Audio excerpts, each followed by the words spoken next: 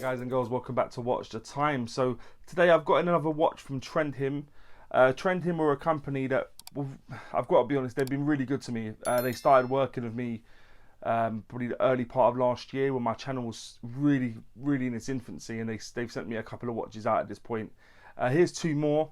They've sort of gone for a version 2 of their Clasp Dante Seizmont, and it looks the business, to be honest. They've definitely made some improvements, and these two are limited edition, so if you want either of them, you're going to have to act fast, because I know they fall into the fashion brand, if you like, but I do think with the specs they're offering for the price they're offering it, there's some appeal there, to be honest. I think some people will want to pick one up. I will leave a couple of links taking you to these watches. It's not an affiliate link. It will just make your job easier and life easier, and take in case you want to pick one up. A few different colour variations to choose from, but I dare say that yeah, like I said, they're probably going to sell fast, the limited edition one. So like I say, do act fast.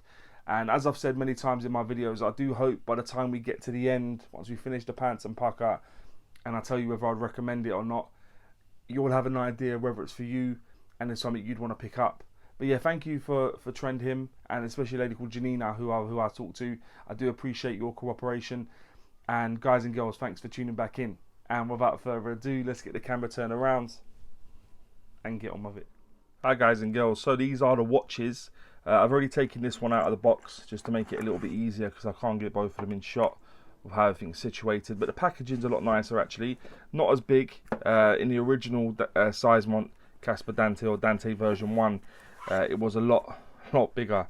So yeah, as you can see, I've got the Creed and the Bertil, both are limited editions.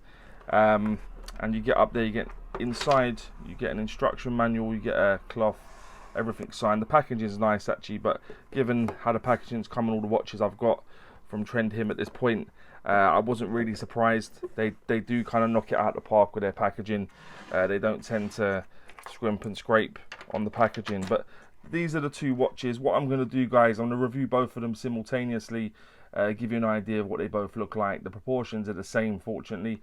Nothing really in it, so I can just give you the specs and stuff. And yeah, I'll flick between the two. But like I said, you got the Creed and you got the Bertil. As I said, both of these are limited edition, so you might have to act fast to get one. But yeah, here we go. So, as I say, the Creed. As I say, I've gone. This is a rose gold. Rose gold of stainless steel, and you got a green dial. Inside of both of these watches, it's running a Seagull. They said it's ST1646. I'll leave some details of the movement. I can't find anything to talk about the ST1646 anywhere. So hopefully I can find out some more information about the actual movement, because as I say, I've tried looking up on Caliber Corner and stuff, and I can't find anything really in relation to the movement. So yeah, hopefully I'll be able to find something. But for now, I'll just bring up what the movement looks like and some details that I have. The construction of this is stainless steel, so that'd be 316L stainless steel everywhere except for the crystal at the front and back. So that'd be the fixed bezel, case, crown, outer part of the exhibition case back, the bracelet and clasp.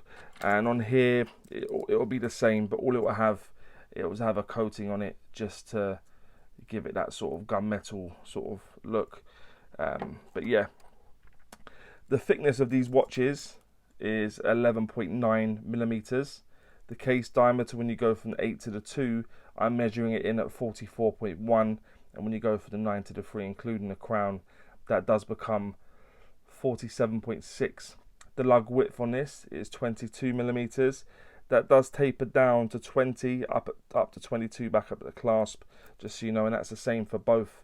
The case back is an exhibition case back, and it is screwed down. I'll just bring that up so you can have a look. It looks really nice actually. I like the blue screws they've used and stuff. It just adds a bit of colour. Looks really nice. I'll swap over watches just for a moment. As I say, they both got the same movement inside. Looking pretty similar, if not identical. As I said, the bezel was fixed and it counts up in increments of 5 in case you want to time something. And the crown is situated at the 3 o'clock position. The crown measures in at 7 mils, 7 millimeters, and this is one of the features they've upgraded actually, is the crown. I'll bring some information up about that sort of stuff now actually, so you can see the stuff they've upgraded in terms of the hands. They've upgraded the length of the bracelet, the clasp, and the crown, as I say. But good upgrades actually. Really does help the watch. It does help it to pop, and it just looks a little bit better. And they've also got down at the 6 o'clock position, they've had a Danish design. But yeah, all looking really good at this point. The bracelet, as I said, is stainless steel. The black one has got a PVD coating. The silver one has got obviously gold PVD coating down the center. The clasp is milled. Excuse me. The bracelet has push pins, so you have to use a certain tool to push them out. And at the back, you will see, if I can bring it up to the camera, you've got arrows at the back, just sort of helping you in terms of where to push. You don't want to push the wrong way and end up breaking the pins and maybe the bracelet. The clasp is milled. The outer shell does look like it's pressed, but inside of that is milled, and there's only 2 levels of micro adjustment to use. So just bear that in mind. And as I say, this is a limited edition. This is limited. I've got 004. On this one, it's the 005. So what would have been pretty cool would be 007, but I haven't got that one. Yeah, so double safety pushers, signed clasp. The crystal covering the dial for both watches, guys, is sapphire crystal, which is pretty cool because I tested it, and the water resistance of this watch is 30 meters, so that will give you 3 atmospheres of water resistance with this watch. So nothing extraordinary. And the weights were just slightly different. So 173.2 grams and 173.9 grams. So only a fraction off, but yeah, just to let you know what they both weighed in at, and you'll see that in the top right hand corner, one under each other. So let's have a look at the dial now, guys, in a bit more detail. So I'll flick between the two again. So what you've got is a skeletonized dial. Because of the insert, or the dial if you like, it does become a little bit more legible because they've got a minute track going around the outer edge. You've got Roman numerals at the 12, 6 and 9. Seizmont automatic movement at the 3 o'clock position, excuse me. It does have hand winding. It does hack, excuse me. It does have hacking, which is good. So let's just pop it to the 20 past 8 position. That's where I like to put it. As I said on the last one, I do like the fact that the way they've done the dial, although it's a skeletonized watch, it's still pretty legible. You can still see it in most conditions, and you can tell the time no problem. As I say, nice green sunburst dial, playing sort of as a bit of contrast to the gold bezel. As I say, automatic Seagull movement, hacking. There's no ghost position. Just take it out to the first position, it will hack. Put it back in, it will stop. You can hand wind it just to give it some more charge. But let's have a look at the other one now as well, guys. As I say, very, very similar in terms of the bezel.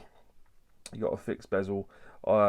Inside, you got this minute track. Same things everywhere else. Then we take it to the 20 past 8 just to give you an idea of what. Obviously, you can look at the whole dial. As I say, 12, 6 and 9. You've got the Roman numerals, minute track going around the outer edge, Seizmont, automatic movement at the 3 o'clock position, and as I say, sapphire crystal. Like I said, they've improved the hands, so they're no longer skeletonized, and the crown's more engaging. And like I said, if you hand wind it, you can see at the back, it will get more taut where it's getting more charge on the spring. And yeah, that's the movement, guys. That's the dial. That's what they both look like on the Dante version 2. Yeah, pretty cool. Pretty cool. I'll pop both of them on the wrist quickly, give you an idea of what they look like on my wrist. My wrist is just above a 7-inch wrist, and for both, I did take out. Bear with me 1 second. I'll just let you know.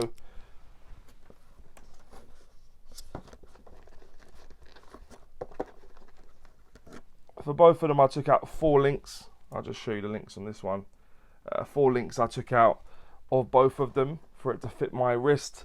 So that'll give you a lot more scope than it did previously. Because I know prior, one of my gripes with the watch was the fact that it didn't. I think you only took one link out, and because of the size of the watch, I just thought that was completely wrong. If I'm honest, I just didn't see how that worked. Let me pop this one on the wrist also, give you an idea what it looks like on my wrist. As I say, my wrist is just above a 7-inch wrist, 4 links taken out. I've not touched the micro adjustment, so you can go one lower than that. And yeah, like I say, that's what it looks like on my wrist. Fits nicely. As I say, not a small watch given the proportions, but the specs and stuff, and these watch coming in at sort of £300-ish. I think they're decent propositions. They would fall into fashion watches, but I do think they offer enough in terms of specs and finishing and stuff for it to be a viable option.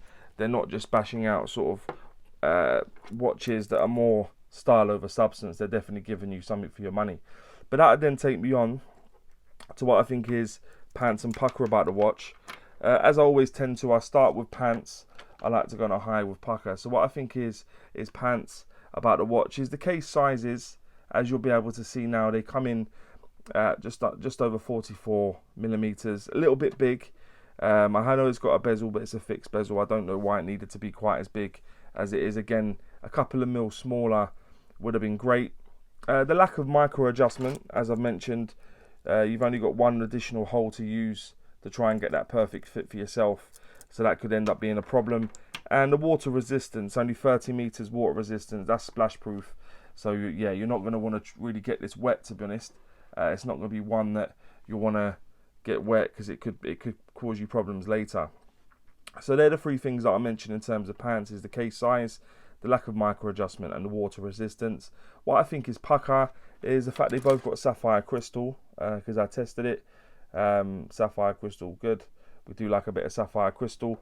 The movement, a Seagull movement, I can't find much information at the point of recording, but a Seagull movement's cool, and it does have hacking and hand winding, so yeah, really cool stuff. The bracelets are nice in terms of the way they're tapered, they finish nicely, no sharp edges, done to a good standard. I can't complain about the bracelet. The bracelet's actually really nice, and even the facets in terms of the polishing in the center, brushed on the outer, yeah, they've done that nicely. The finishing on the bracelet is good. The clasp, I do like the clasp, finished nicely, all brushed, milled. As I say, I would say the outer shell it looks pressed to me, but yeah, no real problems for the price. It would have been nice to have all fully milled, but it does feel good quality. It's not like a cheap outer shell, but yeah, I will say that it does feel like a pressed clasp on the outer shell. But yeah, nicely milled inside. The legibility, as I say, I'll bring them both up now so you can see. I do think the legibility for watches that are skeletonized is really good. You're not going to struggle telling the time, given how they've set everything up. And like I said, the fit and finish in terms of the tolerances, the lugs, the brushing in terms of, you'll be able to see the brushing on the sides. Yeah, the fit and finish on these watches are done really well, actually. As I say, you would still class them as fashion watches, but yeah, they are done to a good standard. So just to surmise what I think is pucker, as I go with the sapphire crystal, the movement, the bracelet, the clasp, the legibility, and the fit and finish, what I think is a pucker. And would I recommend these watches?